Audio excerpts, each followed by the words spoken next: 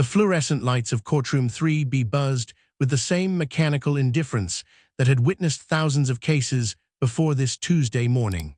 Outside, Denver's autumn wind rattled the courthouse windows, carrying the scent of fallen leaves and the distant hum of morning traffic.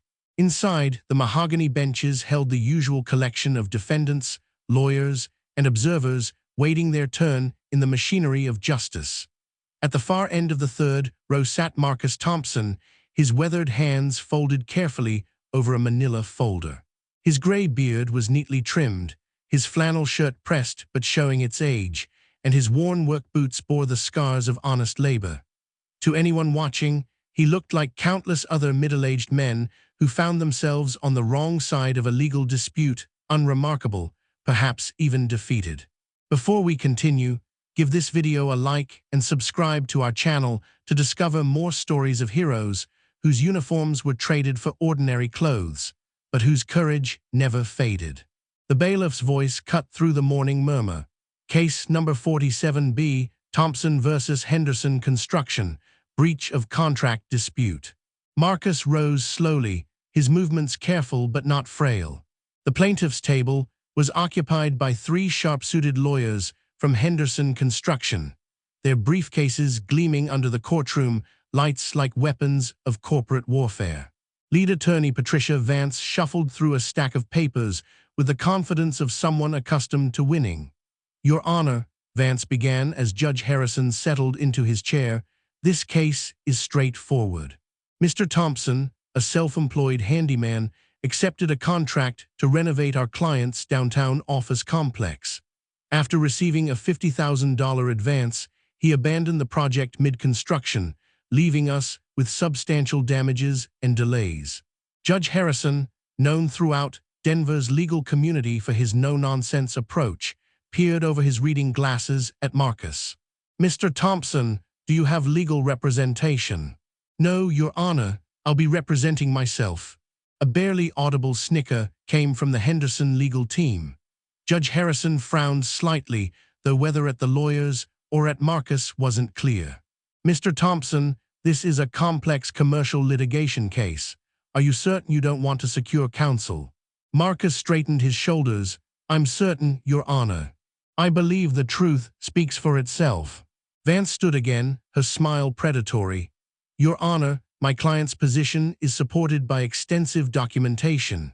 Mr. Thompson signed a binding agreement on March 15th to complete renovations by September 1st. When August arrived with barely 30% completion, Henderson Construction had no choice but to terminate the contract and seek damages."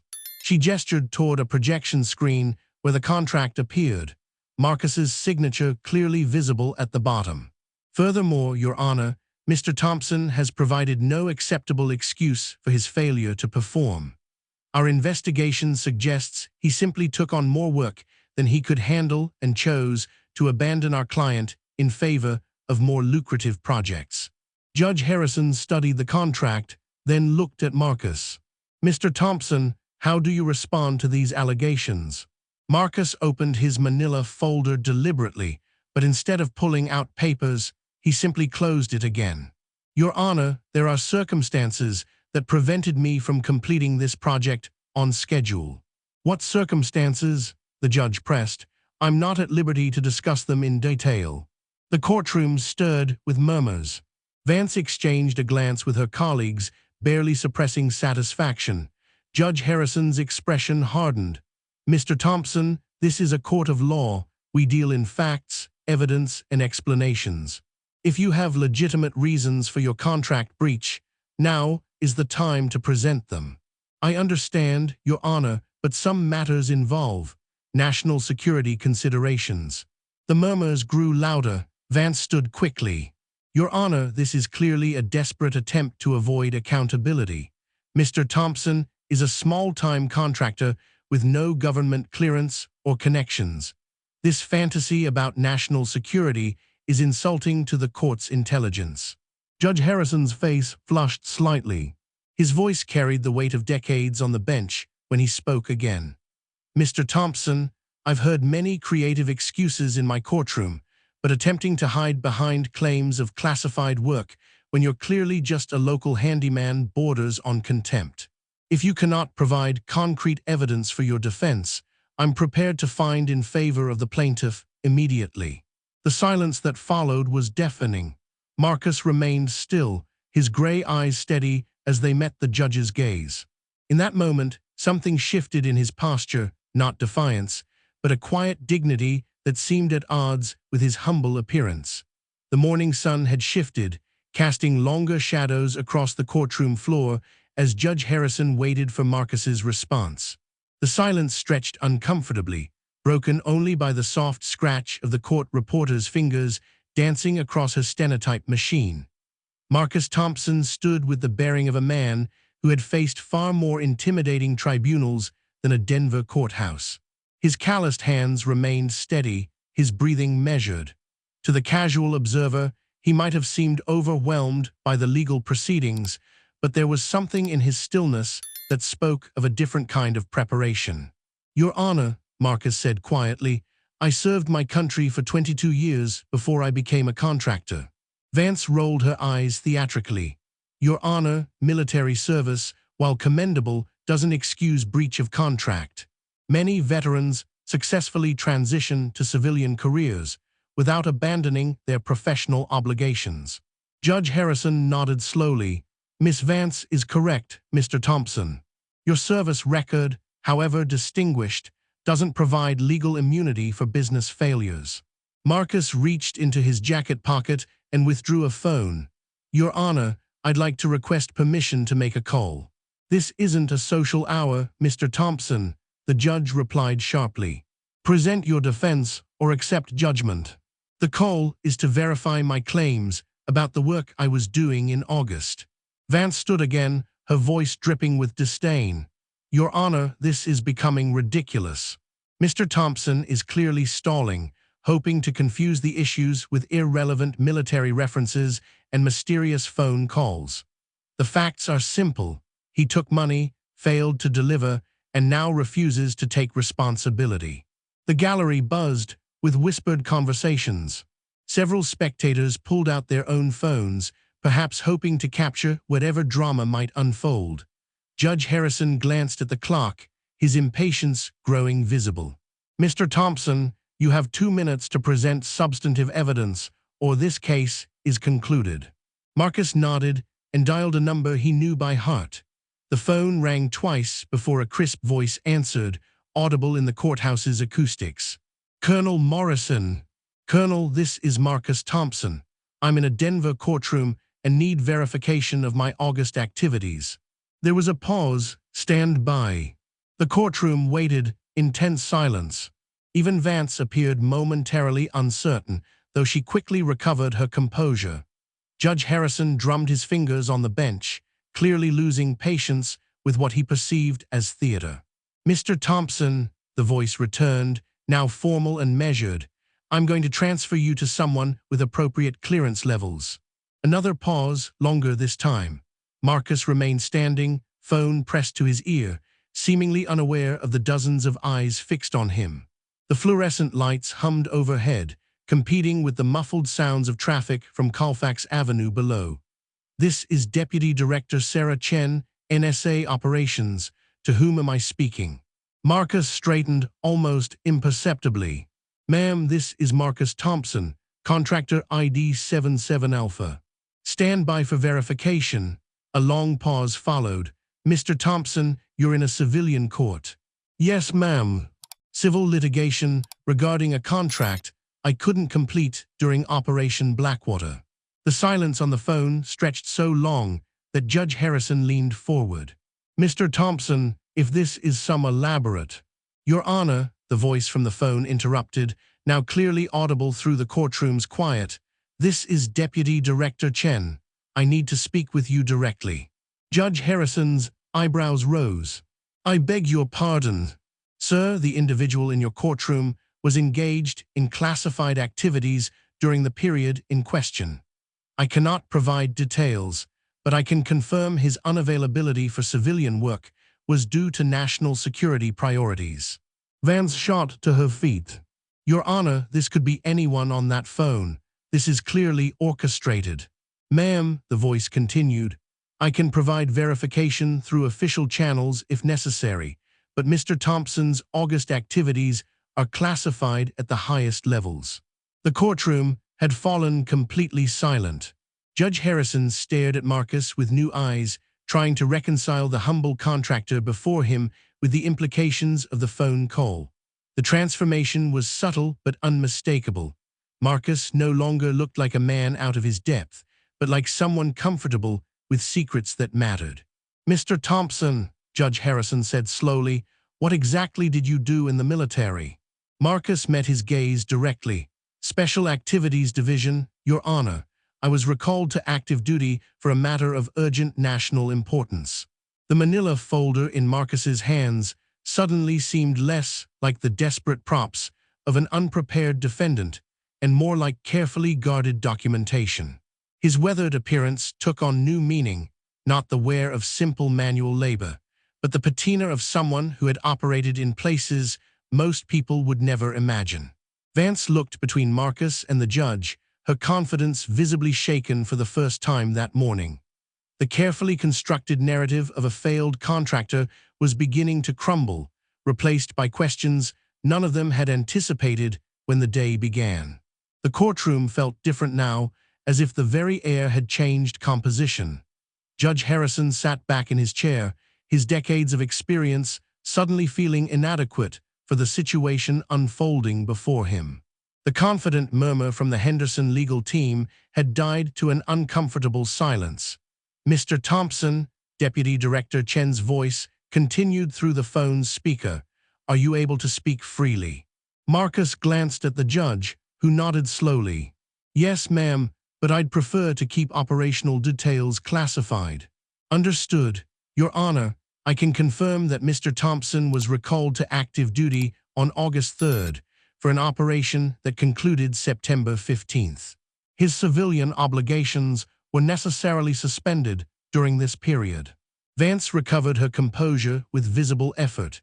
Your Honor, even if we accept this unusual testimony at face value, Mr. Thompson signed a binding contract.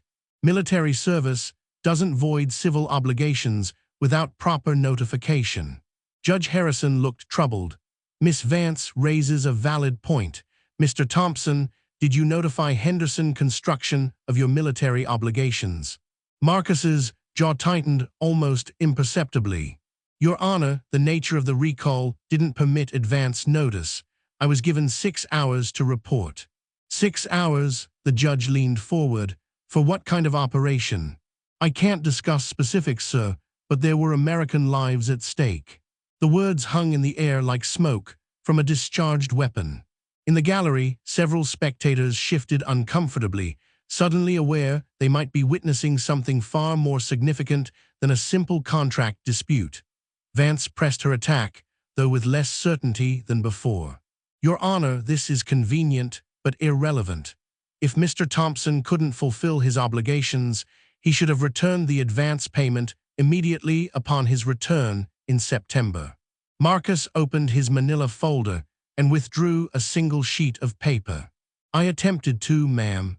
This is a certified letter sent to Henderson Construction on September 18th, offering to return the full advance and requesting a meeting to discuss project completion. He handed the document to the bailiff, who passed it to Judge Harrison.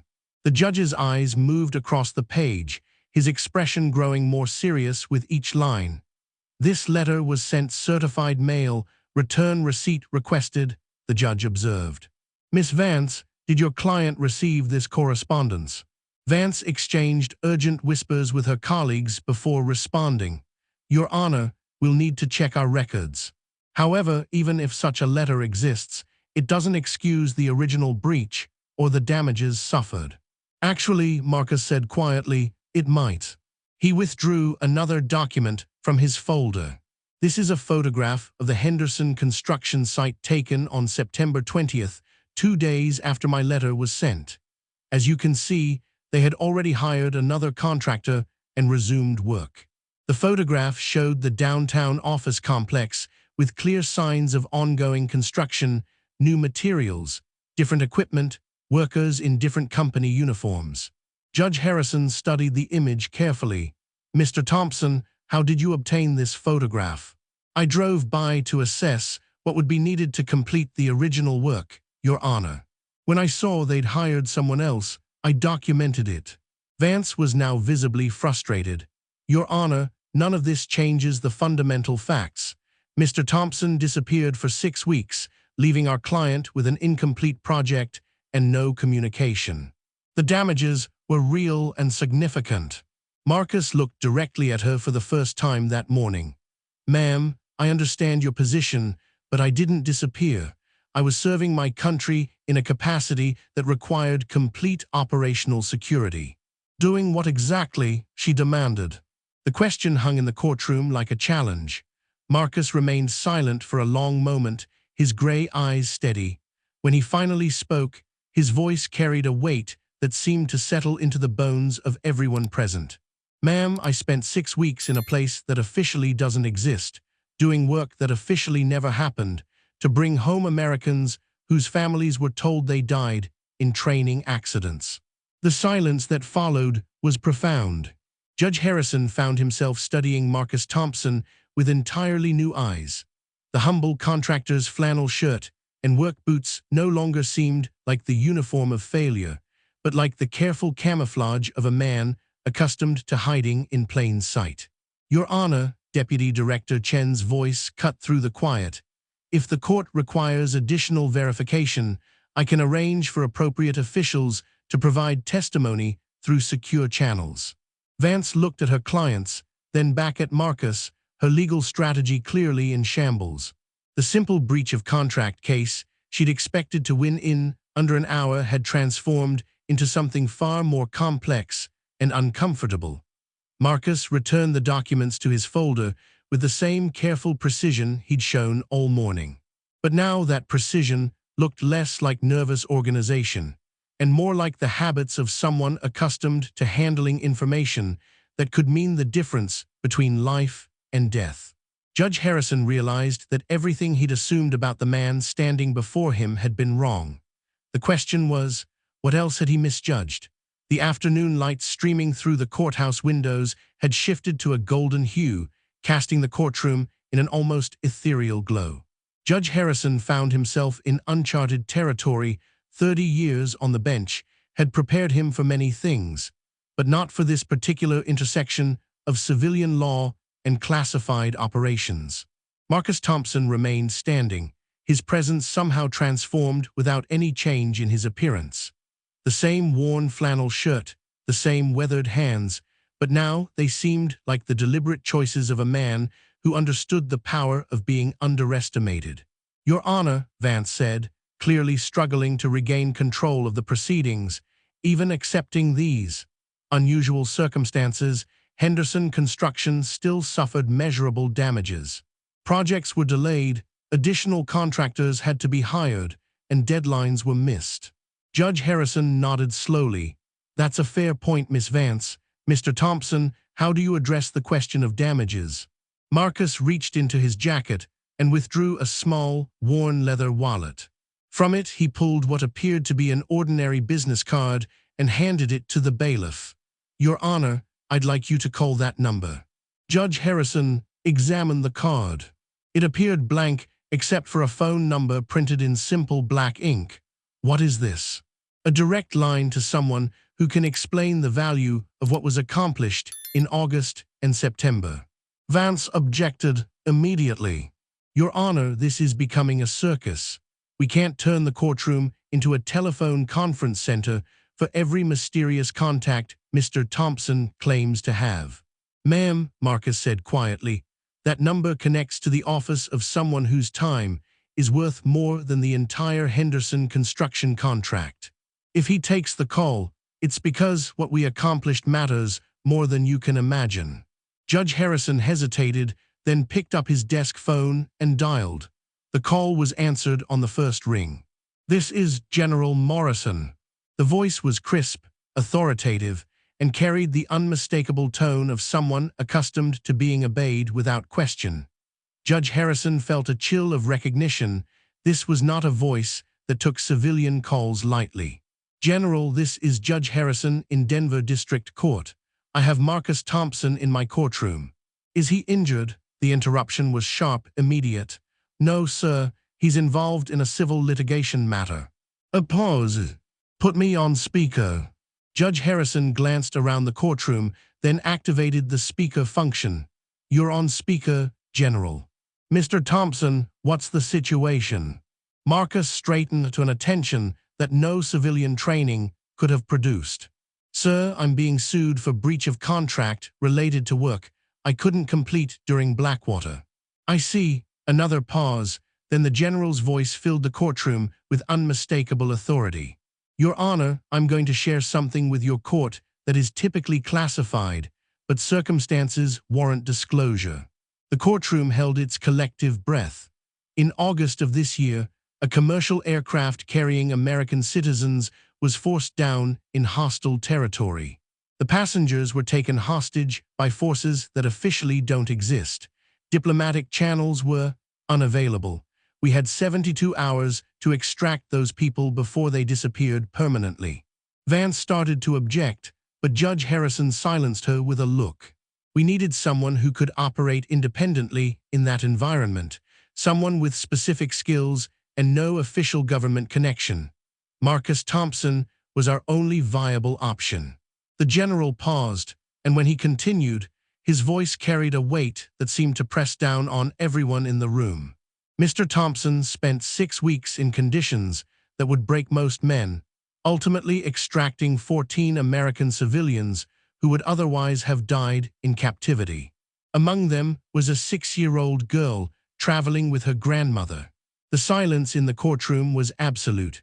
"Your Honor, the contract Mr. Thompson couldn't complete was worth $50,000. The operation he performed instead was invaluable. Those 14 people are alive today because he abandoned his civilian work to serve his country one more time." Marcus remained at attention, but Judge Harrison could see the subtle shift in his bearing. Not pride, exactly, but the quiet satisfaction of a man who knew his choices had mattered. "General," Judge Harrison said carefully, "can you verify Mr. Thompson's qualifications for such work?" "Your Honor, his call sign was Reaper 6, and he earned it in places that don't exist on any map. When we needed someone who could walk into hell and bring people home, Marcus Thompson was the first name on our list." Vance sank into her chair, all fight gone out of her.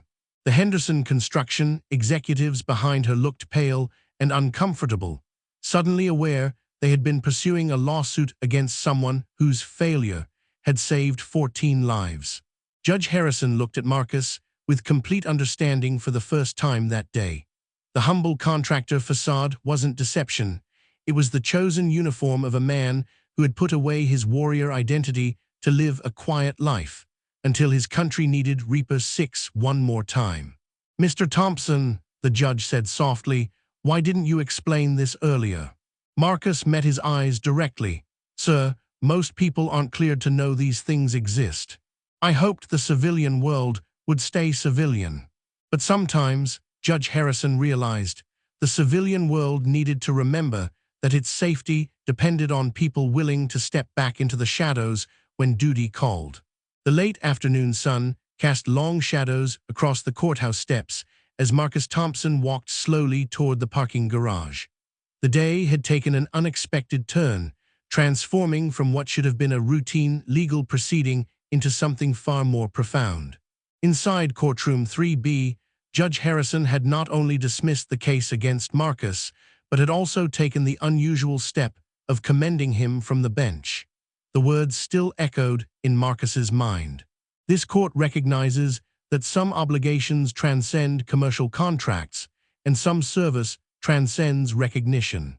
Patricia Vance had approached him after the hearing, her earlier antagonism replaced by something approaching awe. "Mr. Thompson," she had said quietly, "I owe you an apology. We had no idea." Marcus had simply nodded. "You were doing your job, ma'am, no offense taken." But it was the conversation with the Henderson construction executives that would stay with him. The company president, Robert Henderson himself, had waited in the hallway after the proceedings concluded. "Mr. Thompson, I want to personally apologize for pursuing this matter. We clearly didn't understand the circumstances." Marcus had studied the man, mid-50s, expensive suit, the bearing of someone accustomed to corporate success but uncomfortable with the moral complexity that had been revealed that day. "Mr. Henderson, you have a business to run. You needed that project completed." "We did, and it was. The contractor we hired after you disappeared did excellent work. In fact, he finished ahead of schedule." Henderson paused, seeming to wrestle with something. "Mr. Thompson, I have a proposition." Marcus waited. "Keep the advance payment. Consider it a delayed payment for services rendered to the country. And if you're ever interested in more work, Henderson Construction would be honored to have you." Now walking toward his truck in the parking garage, Marcus reflected on the strange turns life could take. 6 months ago, he had been content with his small contracting business, taking on modest projects and enjoying the peaceful anonymity of civilian life. The call that had pulled him back into the shadows had reminded him that some kinds of service never truly ended. His phone buzzed with a text message from an unknown number. "Watched the news coverage of your court case. Proud of you, Sarah." Sarah Mitchell, one of the 14 he had brought home from that place that didn't officially exist. She was an engineer from Chicago who had been visiting her sister overseas when their commercial flight was forced down. He had carried her unconscious form through 3 miles of hostile territory during the extraction. More messages followed throughout the evening. David Chen, the businessman who had shielded the 6-year-old girl during the worst moments of their captivity. Maria Rodriguez, the teacher who had kept everyone's spirits up even when hope seemed impossible. Tom Bradley, the retired Marine who had helped maintain discipline among the hostages until rescue arrived. 14 messages from 14 people who were alive because Marcus Thompson had walked away from a $50,000 contract to become Reaper 6 one more time. By the time he reached his small apartment in Arvada, the local news was already running the story. The reporter, a young woman with earnest eyes, stood on the courthouse steps. In an extraordinary turn of events, what began as a simple breach of contract case revealed the classified activities of a local hero. Marcus Thompson, a humble contractor, was sued for abandoning a construction project. What the court learned today was that Mr. Thompson had been recalled to classified military service to rescue American hostages in a top-secret operation.